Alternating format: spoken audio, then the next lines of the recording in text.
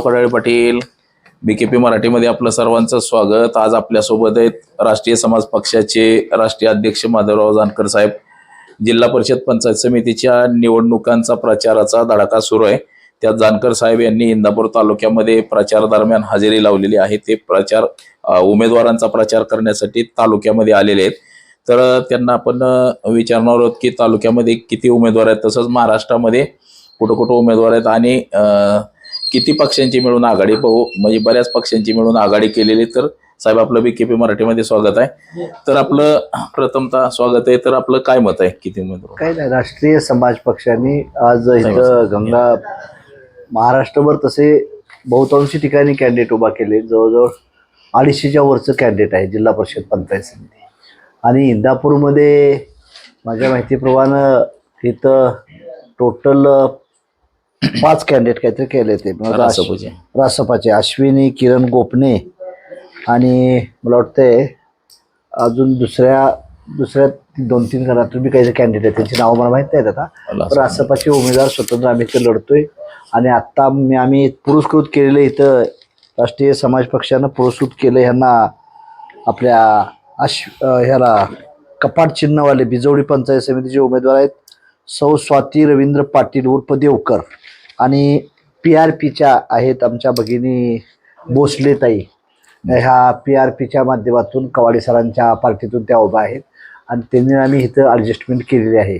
आणि पलीकडल्या गटात शिवसेनेचे कदम म्हणून आहेत, कदम म्हणून ते शिवसेना PRP आणि रासप अशी युती आहे। आणि त्यामध्ये बावडा गटात नितीन शिंदे म्हणून आहेत।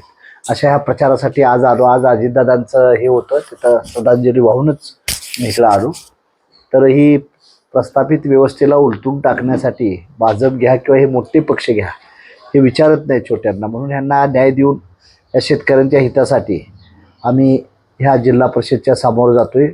आणि ही लोकशाही जर टिकवायची असेल तुम्हाला, तर तुम्हाला आता अशा पक्षांच्या उमेदवारांना तुम्ही सहकार्य केलं पाहिजे। नाहीतर हे मोठे पैशावाल्याला तिकीट देतात आणि पैसे द्यायचं आणि तमाशा द्यायचा आणि लोकशाही उद्ध्वस्त करायचं काम या मोठ्या भारतीय जनता पार्टीसारख्या पक्षांच्याकडून होते। त्याच्यापासून सामान्य शेतकऱ्यांनी सर्वांनी सावध राहून आपण ह्याचं काम सामान्य माणसाला देण्याचा प्रयत्न करावा, यासाठी आम्ही महाराष्ट्रभर प्रचार दौरा चालू केला। शेवटचा प्रश्न, ही जी आता जी आघाडी झालेली आहे आपली इतर पक्षांसोबत, ही अशीच विधानसभेपर्यंत राहील? ही लोकलचा प्रॉब्लेम आहे, विधानसभेचा वगैरे काय प्रश्न नाही। हे विधानसभेला अजून काय होते माहीत नाही पुढचं, पण आता सध्याला तर आम्ही आमच्या पक्षाच्या वतीनंच चाललेलो आहे। महाराष्ट्रभर राष्ट्रीय समाज पक्ष स्वतंत्र लढतोय। तर इथं आता ॲडजस्ट झालं म्हणून ते PRPची एक जागा आहे, तर आम्ही आमच्या पक्षाच्या चिन्हावरच लढवतोय जास्तीत जास्त ठिकाणी। हे लक्षात ठेवा, कारण वोट ऑफ पर्सेंटेज वाढतं आपल्यातून। हे जे मतदान आता उमेदवार आहेत, आता पुरस्कृत आम्ही केलेत त्यांना, तर पुरस्कृताचं मतदान पक्षाला काउंट केलं जात नाही। आम्हाला पहिल्या सुटला म्हणणं आहे की आता आमची गोपनीयता उभं राहिले, हिचं मतदानच काउंट केलं जात आहे मला।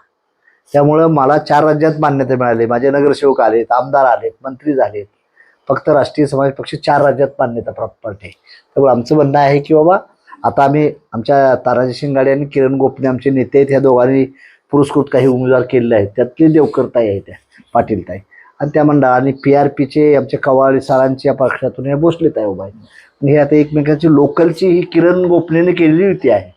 राज्यभर आमची स्वतंत्र आम्ही चाललेलो आहे।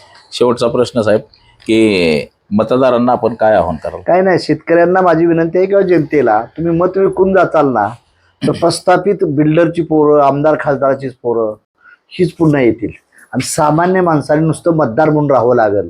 तुम्हाला सभापती होता येणार नाही, ZP मेंबर होता येणार नाही, पंचायत समिती नाही। आज आम्हाला इथं कळालं की भरणेवांचा चिरंजीव उभा आहे, परत मला वाटतं आमच्या हर्षवर्धन पाटलांची कन्या उभा आहे। म्हणजे अशी जर व्यवस्था होत असेल तर काय उपयोग नाही, लोकशाहीला राहणार नाही। म्हणून माझं म्हणणं आहे की सामान्य महिलांना कोण संधी देणार आहे? स्वाती पाटलाला कोण देणार आहे? आमच्या भोसले ताईला कोण देणार आहे? आमच्या किरण गोपनेच्या मिसेस आहेत त्यांना कोण देणार आहे? तुम्ही सामान्य माणसांना देखील संधी द्यायचा प्रयत्न केला पाहिजे, तर लोकशाही जिवंत राहणार आहे। आता पैसेवाल्या माणसाला तुम्ही तिकीट देणार आणि आदल्या दिवशी दारून मटण केलं का आपले लोक हुर्रे करून त्यांच्या मागे जातात। हे कुठेतरी बदल झाला पाहिजे, म्हणून राष्ट्रीय समाज पक्षाची आम्ही निर्मिती केली आहे।